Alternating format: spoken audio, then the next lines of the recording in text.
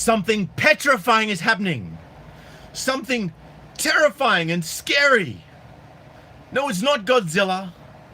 It's not global warming. It's not a swarm of killer wasps. It's the terrifying rise of Fathers' Rights Group. Yes, that's right. Fathers are pushing to have rights to their own children. Scary stuff, isn't it? Well, I personally don't think it is, but if you ask this particular feminist that wrote this article today, it is. Now, she posted this on LinkedIn. So I just want to share with you a little bit of her bio for starters. Let's have a look here. A proven professional with over 20 years of entrepreneurial advocate and, you guessed it, feminist experience focused on improving the lives of women through engaging and thoughtful response to women in business. Feminism and subverting #deadbeat culture and the male paradigms which continue to support and promote it. A highly creative, award-winning professional with outstanding records of accomplishment as business owner, author, activist, advocate, aka feminist, entrepreneur, aka speaker about feminist things, speaker, there we go, and coach, coaching women how to be feminists. I'll let you guys guess which bits I added in there, but you can actually find it if you go to the link that I dropped in the description below, because it is linked back to the article. Here we go. Best known for books on child support collection. What a surprise. Best known for books on child support collection. 1-800-DEADBEAT in 1999. Deadbeats, what responsible parents need to know about collecting child support, aka women are responsible and men aren't, and women need to get child support from men. That was in 2000. And Deadbeat versus Dead Broke, i.e. the father's a loser, and because the father's a loser, the mother is broke. Yeah, sure, 2014. 1-800-DEADBEAT was the catalyst to the start of child support solutions. Website address Don't Get Mad, Get Paid, which started as a child support consultation practice. Today, in addition to consultations, Don't Get Mad, Get Paid is an online, self-paced, DIY child support enforcement company providing substantive collection content, webinars, videos, forms, how-to info, and more to women who need it. A revitalizing voice and force in support of women who collect or are trying to collect their child support. Hear that? Their child support. Not the children's child support, their child support.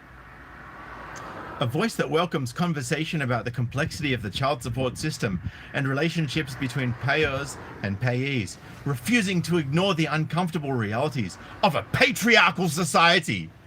This is her LinkedIn bio, guys. I shit you not. Oh, wow. Here we go. Acknowledgements. 20 years of successful building and managing an entrepreneurial organization that gets money out of men. Author published by traditional publishing house. Author self-published. Builds and maintains large platform of women and some men, aka mangina, aka male feminist followers. Webinar development, launch marketing, program development, testified before Congress on child support enforcement. Program development, keynote speaker, hundreds of radio appearances, and past host/producer of radio programs. Interesting, right? So I'm actually going to get back to this article, guys, because that's what you came here for. And this is a ripper. And smash that thumbs up if you haven't already, guys. Please help me get the word out there so everyone knows what feminists are up to. Early in December 2017, the Texas Attorney General's office held a private meeting with a group from the Texas Fathers' Rights Movement, FRM, at the Capitol B Room E1012 from 9 a.m. to 12 p.m. Been doing a little bit of stalking, have we? The meeting was called to discuss how destructive the collection process of child support is, and that it is damaging men and their new families. To conceal the event from public view, the OAG requested that the Fathers' Rights Movement group remove an outreach video that it had posted on the internet as an invitation to the enthusiastic fathers of their base. You know, the dads who want to see their kids, who wish for and are in search of legal methods to prematurely end and decrease support to their minor children, aka having shared custody. They needed the meeting to be an invitation-only affair. The press was not to be invited. The public was not to be invited. It was made clear that this was not to be an open meeting. Because for some reason, a lot of women, and particularly feminists, don't seem to actually be able to deal with not being allowed into every single thing that men are allowed into. Although it's totally cool when they have women's only events like women's only gyms, women's only conferences, women's only events. And of course, they're allowed to keep that under wraps. They're allowed to keep men out from there. But men are not allowed to keep women out from anything because that's sexist and misogynistic. At the helm of it all was Jeff Morgan, a resident of Dallas, the said coordinator of the event and the video invitation which had to be taken down. Morgan deleted the post and later posted another video while reading a letter, indicating that it was from Attorney General Ken Paxton's office. The letter informed him that while there will be no guarantee of safe harbor for non-custodial fathers who attended the meeting with active outstanding warrants for child support evasion, but that, per his request, no one would be checked for warrants either. So basically, we're not going to protect the men that are trying to actually get access to their kids and that maybe can't afford child support because, well, they're now living out of the house that they owned while the woman that didn't pay for it lives in it, etc., etc. You know the drill, guys. You know the drill. Feminists will be screeching, going, "Oh, you know, you men have got all the privilege. You guys think that, you know, these men are just misogynists." No, you're an idiot, feminist. Go away. Go and watch fucking some bullshit YouTube channel. Go and watch YouTube Kids. That's probably more suited to your intellectual IQ level. Defending the fathers' rights movement. The fathers' rights movement is a term coined by grassroots advocates for men who are primarily interested and invested in family law issues, including child support, custody, parenting time, and paternity of their children. So some of those guys that hadn't paid child support might not have paid child support yet, because the kid might be half black and they're pale white and so's their wife. That'd be a dead giveaway, wouldn't it?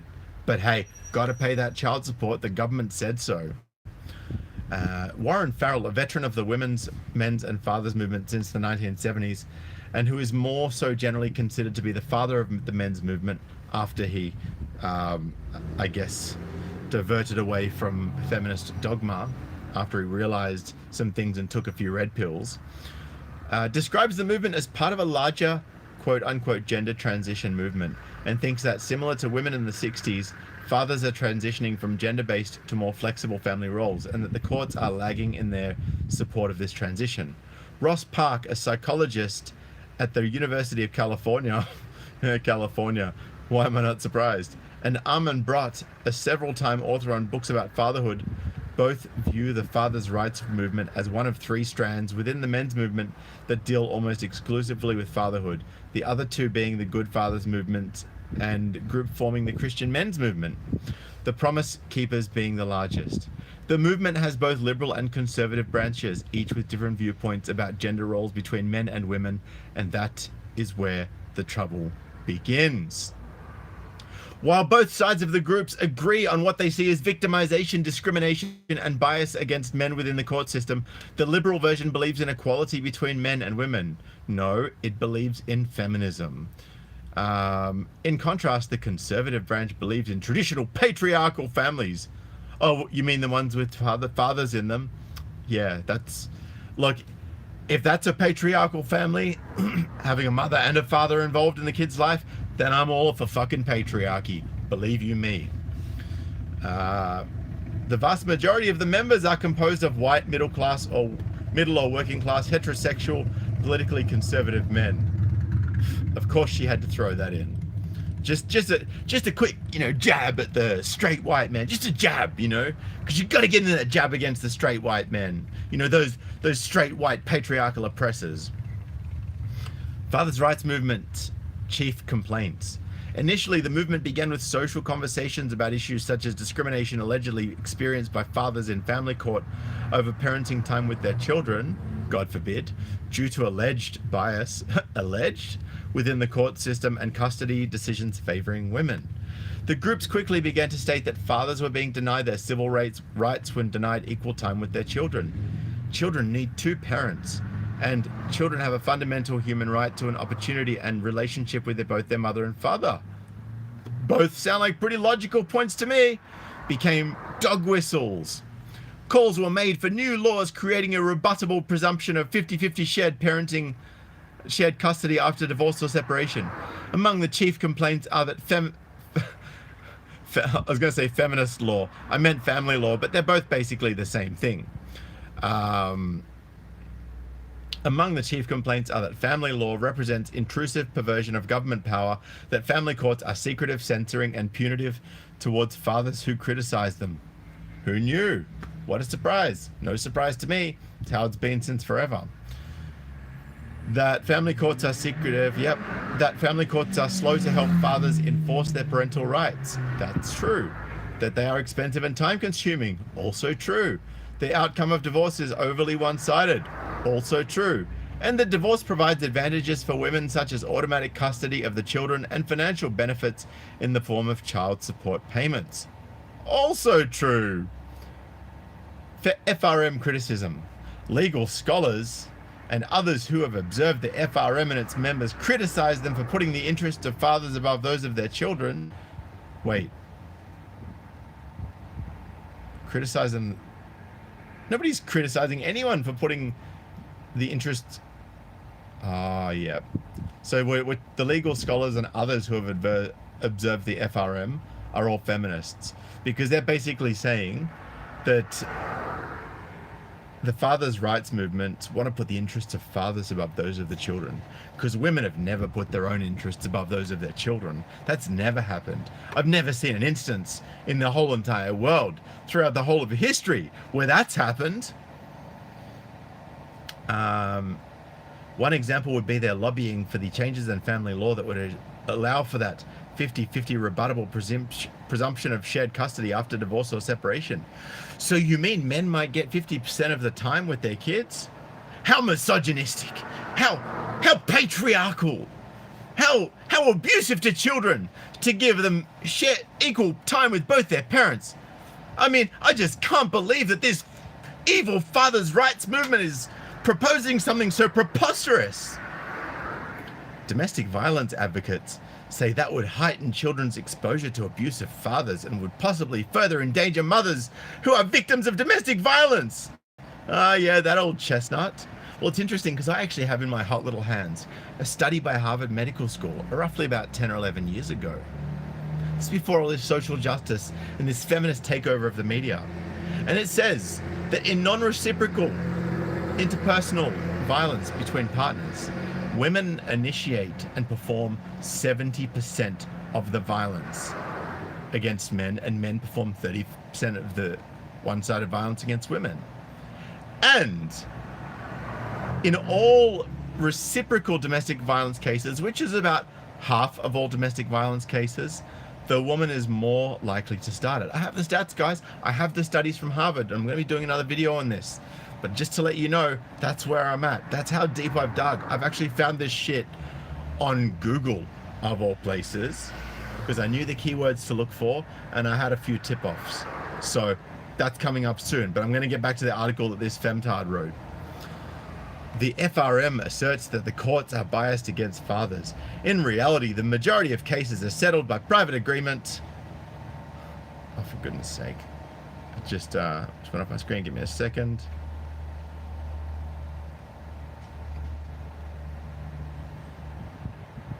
Here we go. In reality, the vast majority of cases are settled by private agreement, and fathers voluntarily relinquish primary custody of their children, which explains the lower percentage of custodial fathers, and that the bias of courts is not in favor of the primary giver, but mothers per se. Those in the fathers' rights movement have also been known to seek the right to prevent women from having an abortion without the father's consent, on the basis that it is discriminatory for men not to have the ability to participate in a decision to terminate a pregnancy, stating that choice for men is a flawed solution. Some FRM advocates express that if not a medical abortion, then men should have the right to a financial abortion, in which the option exists to sever all responsibility for child support for an unwanted child, allowing them to opt out of a pregnancy. Because no men should ever have the right to opt out of anything. Only women have that right. This suggests that men have a right to place the consequences of unprotected sex or contraceptive failure exclusively on their female partners. Especially, and it's especially misogynistic when men place the consequences of unprotected sex on the mother who was taking the pill and said that it was okay to have sex without a condom and that she wanted him to come in her without a condom because she was on the pill. Although, guys, if anyone ever says that, run, because they're possibly ovulating. And if you don't want to have a kid with them, it's not the right time to be having unprotected sex or dumping a load. Just saying. Here we go. Attuned to their base. The resurgence of male patriarchy taking over the national stage has indeed become terrifying. Pairing anger with word salad manipulations. Oh, that's a bit freaking rich. A feminist talking about word salad. Patriarchy, misogyny, meh. Right? Because you women aren't the fucking masters of word salad, are you? Wow. We're the word salad makers. Well, fuck me sideways. Pairing anger with word salad manipulations and the power of male privilege, they perpetuate negative stereotypes of women as deceptive, vindictive, and irresponsible, as well as push the stereotype that women are out to take advantage of men financially. So, you mean that a lot of women aren't deceptive or vindictive? And don't take advantage of men by way of making false allegations to keep the father away from the kids, to get maximum child support, to get legal aid so that she can fleece him of his assets? No, women would never do that stuff. And look, guys, I know there's women out there that don't do that stuff. I know there's women out there that have compassion and heart, right? But they're few and far between compared to the ones that fit this mold. Here we go. They insist that joint custody arrangements are good for children, because they are, ignoring the fact that they are only good if high conflict does not exist between the parents. Oh, and where would that high conflict come from? That'd be from the people that initiate the majority of domestic violence, as stated in the Harvard study that I have my hot little hands on. That is women. So if anything, this statement would suggest that it is, the joint custody arrangements would ignore the fact that women create conflict in these relationships. Feminist groups, there we go.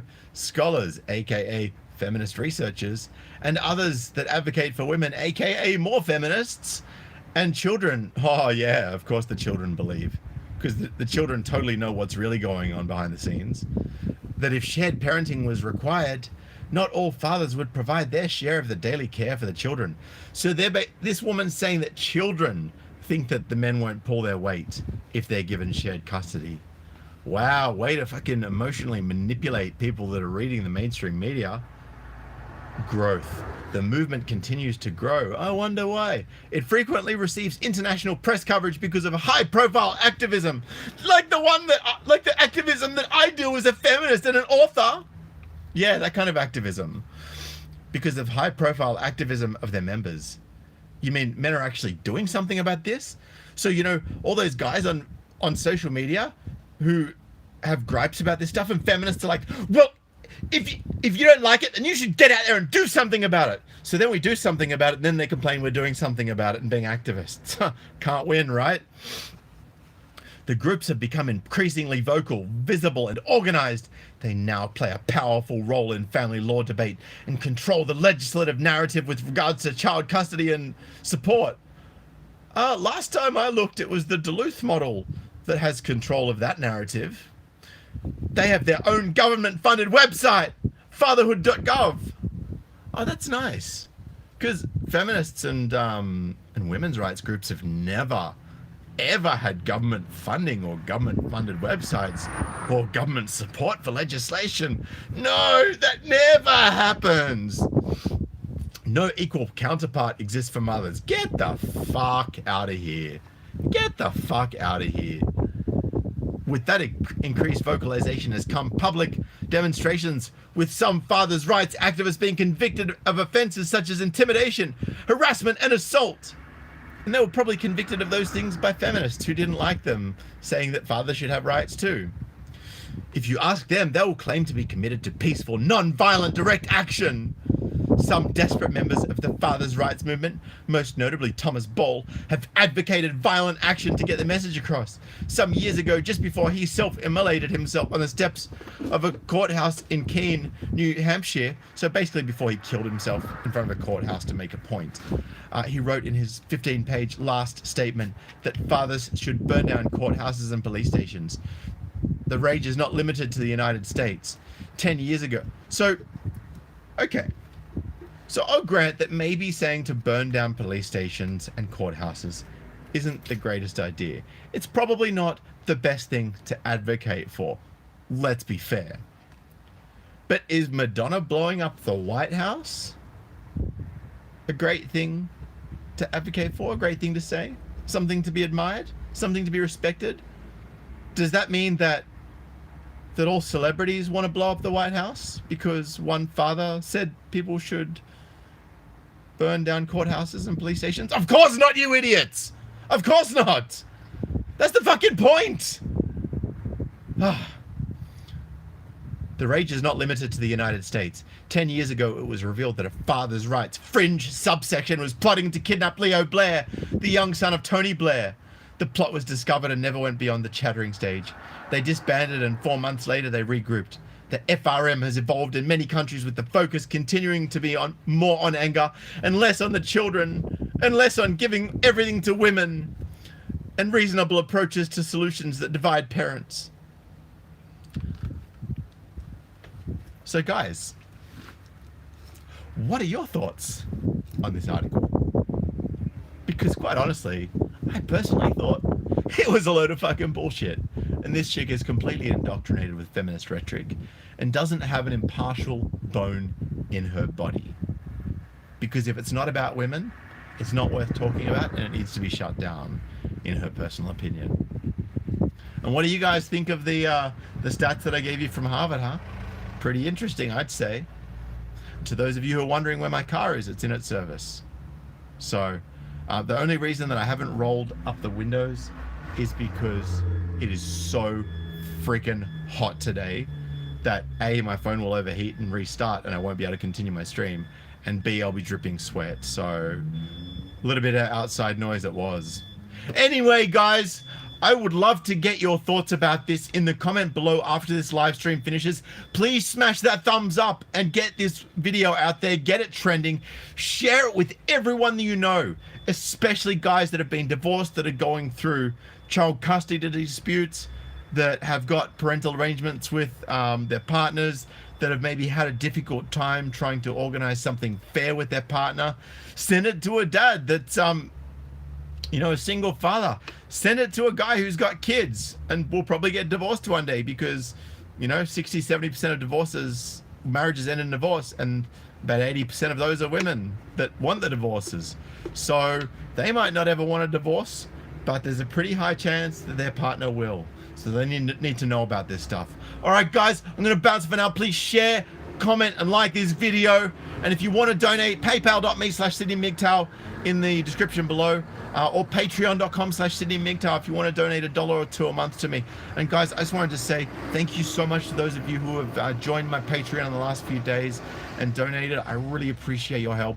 It is very humbling that you guys want to give a little bit, and I have been pooling this money for the right time. I've got some things in the pipeline I'm going to be letting you know about very shortly, which are going to be very cool.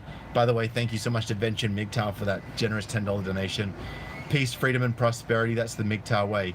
Income $4,450, spending $1,400, surplus $3,000. I am the price women are paying for treating us like crap. Well said, brother, and thank you again for that donation. All right, guys, I'm out of here for now. Maybe share this in some fathers groups. Share it in like Dads Who Care on Facebook or any other fathers groups. Just share it around with anyone that you think this might be relevant to, or that it will probably be relevant to within the next 5 to 10 years. All right, everybody, thanks for joining in. It's time to have a swig of water, soothe this golden voice so that I can get ready for the next video tomorrow and continue to talk for the rest of the day to anyone that I wish to talk to. I'm out of here. Until next time, peace.